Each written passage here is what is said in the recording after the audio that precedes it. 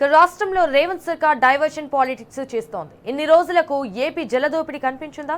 చంద్రబాబుతో డైరెక్ట్ గా పోరాటం చేయలేక శ్రీశైలం ప్రాజెక్టు దగ్గర ధర్నా అంటూ హంగామా చేస్తోంది రాష్ట్ర ప్రభుత్వం. సో పాలమూరు రంగారెడ్డి ప్రాజెక్టు పూర్తి చేస్తే ఈ గతి వచ్చేది కాదు కదా అని ప్రజలు ప్రశ్నిస్తున్నారు.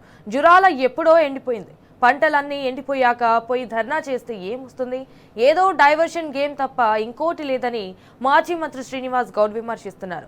అయితే మహబూబ్ నగర్ ఎమ్మెల్యేలు అక్కడ ధర్నా చేసే కంటే కేంద్రంతో పోరాటం చేయాలని డిమాండ్ చేస్తున్న మాజీ మంత్రి శ్రీనివాస్ గౌడ్తో మా ప్రతినిధి లివిల్ ఫేస్ టు ఫేస్. ఈ జలదోపిడి కొనసాగుతుంది. బీఆర్ఎస్ పార్టీ అనేక సందర్భాల్లో అనేక విషయాల్లో ఏపీ జలదోపిడిపై ప్రశ్నించి ప్రధానంగా మహబూబ్నగర్ సంబంధించిన మాజీ మంత్రి శ్రీనివాస్ గౌడ్, నిరంజన్ రెడ్డి ఆధ్వర్యంలో పెద్ద ఎత్తున ఏపీ జలదోపిడికి అడ్డుకట్ట వేయాలని చెప్పేసి ఒక పోరాటమే చేశారు. కానీ ఇన్ని రోజులు పట్టని ప్రభుత్వం ఇవాళ అడావిడి చేసేందుకు ఏపీ జలదోపిడిని ఆపుతామని చెప్పేసి పెద్ద ఎత్తున ధర్నాకు ప్లాన్ చేశారు. అది ఎందుకోసం, ఇవాళ ఎవరి మెప్పు కోసం చేస్తున్నారని మనతో మాట్లాడడానికి మాజీ మంత్రి శ్రీనివాస్ గౌడ్. చెప్పండి, ఇవాళ ఎందుకు గుర్తుకొచ్చింది అనుకోవచ్చు ప్రభుత్వానికి? ఏదో ఒక డైవర్ట్ చేయడానికి ఒక డ్రామా అంతే, ఏం లేదు. అది జనం నవ్వుతారు. ఏపీ చెప్తే ఇంటలేదని చెప్తే ముక్కున వేలేసుకుంటారు. ప్రపంచం అంతా చూస్తుంది. పాలమూరు రంగారెడ్డి జిల్లా డిపిఆర్లు కేంద్రంలో ఫైనల్ స్టేజ్కి వచ్చి 7 అనుమతులు అయిపోయి ఫార్మల్గా జస్ట్ సంతకం అయ్యి రావాలి మన కేంద్ర మంత్రి నుంచి. సంతకం అయ్యేది ఎలక్షన్ అయిపోగానే కోడ్ వచ్చినందుకు నెక్స్ట్ గవర్నమెంట్ చేంజ్ కాగానే మళ్ళీ డిపిఆర్ మొదటికి వచ్చేసింది. 90% కంప్లీట్ అయినా కూడా ఇప్పటి వరకు కూడా కాలువల పని మొదలు పెట్టకుండా ఉన్న కాలువల టెండర్లు కంప్లీట్ టోటల్గా క్యాన్సిల్ చేసి 90% కంప్లీట్ అయినటువంటి ఒట్టెము, ఏదుల, కరివేన, ఉదండపురం ఈ ప్రాజెక్టులు అన్నీ కంప్లీట్ అయినా కూడా ఇప్పటివరకు మోటార్లు ఫిట్ చేసి కేసీఆర్ గారు ట్రయల్ రన్ కూడా చేసాడు. నువ్వు కనీసం ఆ మోటార్లు లాంచ్ చేసి ఈ రిజర్వాయర్లు నింపినా కూడా నిల్వ ఉంటుండే. 60-70 టీఎంసీల పైన వాటరు భూమిలో పైన ఉంటుండే. కింద మంచిగా గ్రౌండ్ వాటర్ పెరుగుతుండే, వాగులు వంపులు పొర్లుతుండే. అసలు వాళ్ళకు పాలమూరు రంగారెడ్డి జిల్లా మీద ఎలాంటి ఈ ప్రభుత్వానికి చిత్తశుద్ధి లేదు. వీళ్ళు చెప్తే ఇంటలేరు, మేము కొట్లాడుతాం. ఎవడు నమ్ముతాడండి ఇదంతా? చంద్రబాబు నాయుడు గారి మీద పోయి కొట్లాడుతున్నారు రేవంత్ రెడ్డి గారి ప్రభుత్వం అంటే ఎవరైనా నమ్ముతారా? నమ్మశక్యమా? ఎప్పటికి కూడా ఆంధ్రప్రదేశ్ అనేది తెలంగాణను బాగుపడనీయరు వాళ్ళు. అక్కడ ప్రభుత్వం, అక్కడ నాయకులు. తెలంగాణ రావడానికి ప్రధాన కారణం నీళ్ళే. మా నీళ్లు, కృష్ణానది నీళ్లు, గోదావరి నీళ్లు సముద్రంలో ఉట్టి గలిచిపోతుంటే సంతోషపడ్డారు. కానీ ఇక్కడ చెరువులు కుంటలు నింపుతుంటామంటే కూడా వాళ్ళు ఒప్పుకోలేదు. నీళ్ళు గలవని కానీ కొత్త చెరువులు కట్టొద్దు అని నిబంధనలు తీసుకొచ్చారు. రాష్ట్రం రావడానికి నీళ్లు, నిధులు, నియామకాలలో ప్రధానమైన నీళ్ళే. ఈయన మళ్ళీ మొదటికి వచ్చింది. అటు పోతిరెడ్డిపాడు నుంచి నీళ్ళు తీసుకెళ్తా ఉన్నారు. ఇంకొక ప్రాజెక్టు దారి పొడవున మొత్తం కృష్ణానది పాయింట్ మొత్తం కూడా ఎక్కడిదక్కడనే ఎక్కడ అవకాశం ఉంటే అక్కడ నీళ్ళు తీసుకుపోతుంటే ఒకనాడు పట్టించుకోలేదు. ఆంధ్రప్రదేశ్ గవర్నమెంట్లోనే కదా ఆర్డీఎస్ కెనాల్ను బద్దలు కొడతాం, బాంబులు వేస్తాం అని చెప్పి అన్నప్పుడే కదా కేసీఆర్ గారు అక్కడి నుంచి ఆర్డీఎస్ నుంచి పాదయాత్ర చేసింది. జోగులామటు గద్వాల పాదయాత్ర మొట్టమొదటి స్టార్ట్ అయింది అక్కడి నుంచి. పాలమూరు జిల్లా బాగుపడాలని చెప్పని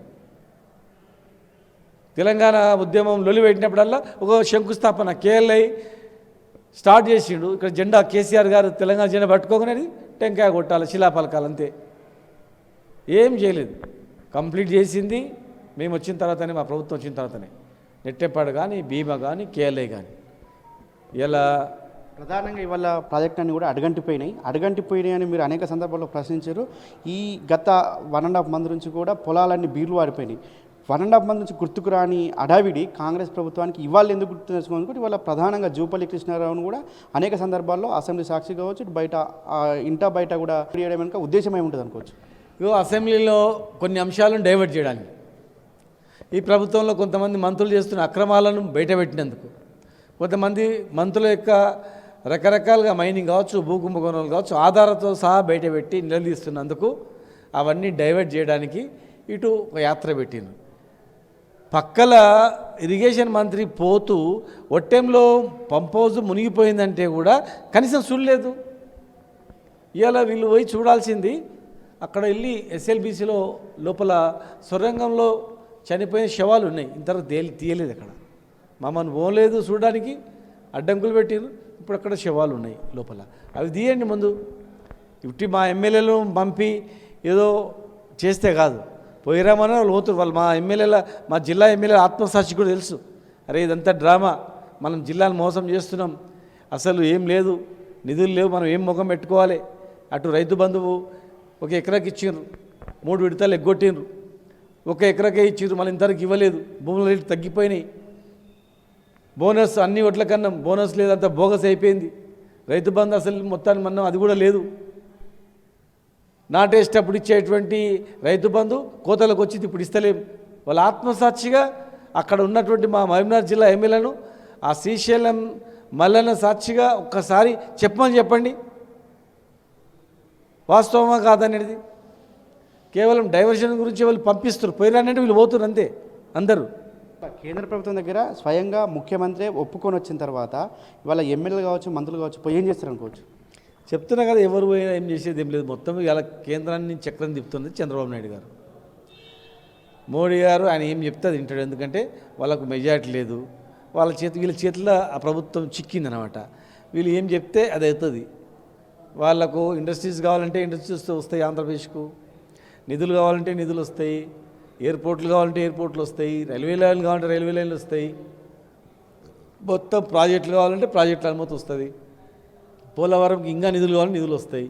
తెలంగాణ గురించి అడిగేటోడు ఓటండి, ఏ ఎంపీ అడిగింది చెప్పండి. తెలంగాణ గురించి, తెలంగాణ అస్తిత్వం గురించి పార్లమెంట్లో మాట్లాడి మాకు నిధులు ఇస్తారా ఇయ్యరా అని చెప్పి కొట్లాడినరా, మాకు ఒక జాతీయ హోదా ప్రాజెక్టు కావాలని మాట్లాడినరా, పాలమూరు రంగారెడ్డి జిల్లా ప్రాజెక్టు డిపిఆర్స్ ఎందుకు వాపసు పోయినాయి, ఎందుకు అన్ని అనుమతులు వచ్చిన తర్వాత మీరు ఎందుకు వాపసు పంపిరని ఒక్కరైనా కొట్లాడినరా, ప్రధానమంత్రిని పోయి కలిసినరా చెప్పండి, లొల్లి చేసినరా. అక్కడ అక్కడ ఉంది, అక్కడ గొడవ చేస్తే ఆటోమేటిక్గా ఇప్పటి వరకు ప్రాజెక్టు టెండర్ పిలుస్తుంది, కాలువలు దోవుతుంది, శ్రీశైలం వాటర్ మనం వాడుకుంటుంటే 280-90 టీఎంసీలు రిజర్వాయర్ ఉన్నటువంటి దాని దగ్గర మనం పుష్కలంగా ఎండాకాలం వరకు కూడా వాడుకోవచ్చు. జనవరిలోనే జూరాలు ఎండిపోయింది, మనం పోయి చూసినాం, అందరం పోయి. మాజీ ఎమ్మెల్యేను ఒక 2 ఎమ్మెల్యేలకు, మన అల్లంపూర్ ఎమ్మెల్యేను, ఎమ్మెల్సీ అందరం కలిసిపోయి చూసినాం, జూరాలు ఎండిపోయింది, జనవరిలోనే ఎండిపోయింది. ఇక జనవరిలోనే జూరాలు ఎండిపోతే ఇంకా మిగతా కింద ఉన్నటువంటి భీమా, నెట్టెంపాడు ఇవన్నీ ఎక్కడి నుంచి వస్తాయి నీళ్లు, కోయిల్ సాగర్ ఎక్కడి నుంచి వస్తాయి నీళ్లు.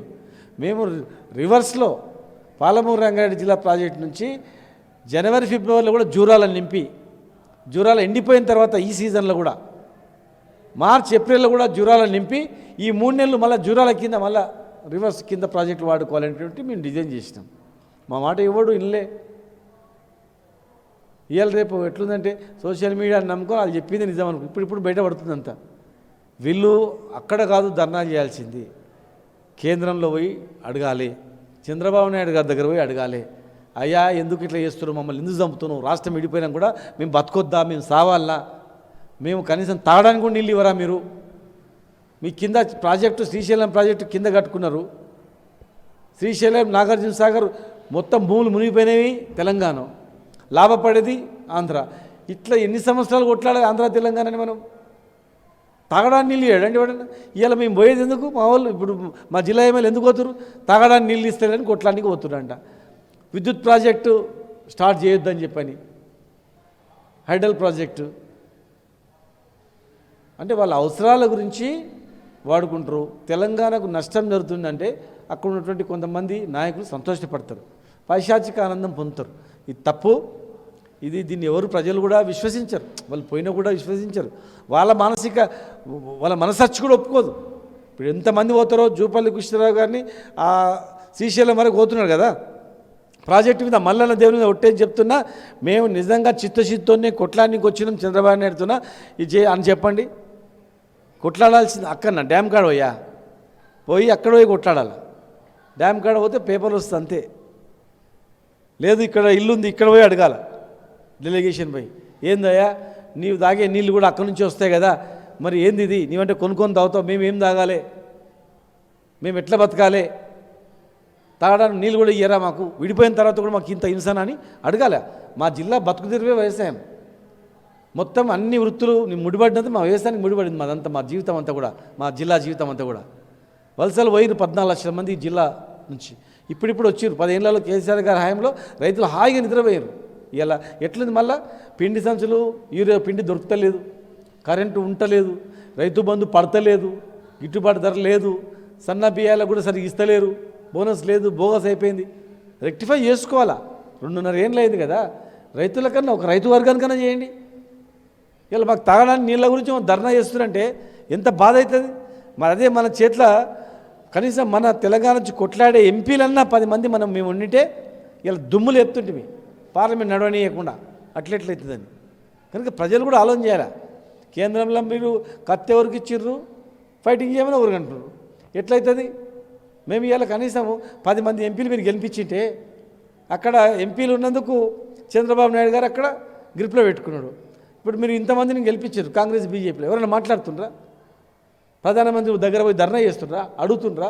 కనీసం పార్లమెంట్ చర్చ అవుతుందా నీళ్ళ గురించి? ఒక 2 ఎంపీలు ఉన్నా మేము బీఆర్ఎస్ నుంచి కొట్లాడిన సందర్భాలు ఉన్నాయి, నిలదీసిన సందర్భాలు ఉన్నాయి. ఒక 2 ఎంపీలు తెలంగాణ రాష్ట్రాన్ని తెచ్చుకున్నాం. ఒక్క ఎంపీ తెలంగాణ రాష్ట్రానికి రావడానికి కారణమైండు. ఇంతమంది ఉండి ఏంది తెలంగాణ తెచ్చుకున్న తర్వాత ఈ అవస్థన?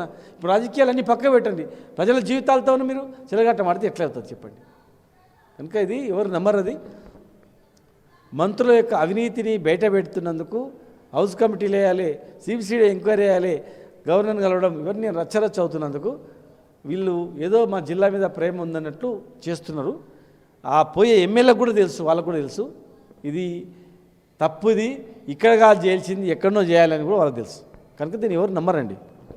వల్ల ఏదేమైనప్పటికీ ఖచ్చితంగా శ్రీశైలం ప్రాజెక్టుకు సంబంధించి ఒక ధర్నా అనేది కేవలం డైవర్షన్ పాలిటిక్స్లో భాగంగానే తప్ప ఇంకోటి కాదు. కేవలం ఇవాళ రాష్ట్రంలో జరుగుతున్న అవినీతి కుంభకోణాలను బీఆర్ఎస్ పార్టీ బయట తీసుకొచ్చినందుకు ఒక డ్రామా ద్వారా దాన్ని తెర మీద లేకుండా చేసేందుకే ఇవాళ కాంగ్రెస్ పార్టీ ప్రయత్నాలు చేస్తుంది.